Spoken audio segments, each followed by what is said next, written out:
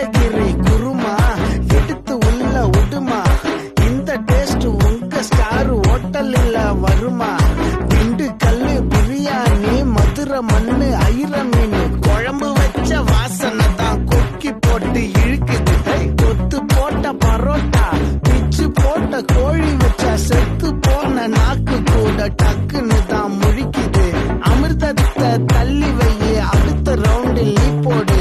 இந்த ரவுண்டு களை கட்டுது எங்க தமிழ் சாப்பாடு.